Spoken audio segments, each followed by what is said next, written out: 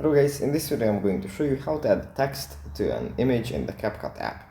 But before that, don't forget to subscribe and leave a comment down below, because at 10,000 subscribers I'm going to show you my whole YouTube revenue statistics and growth strategy.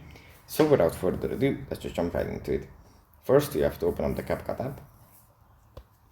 And here it opens up in the edit menu. From here we just go into the top left corner, tap on photo editor. Then select a picture from our gallery that we want to edit. Say it's this one. Then we tap on add. And then in the bottom row, we find text. Tap on text. And here we have a few templates, some styles, fonts, alignments. But basically we just select one and tap on the box, and yeah, we can just write whatever.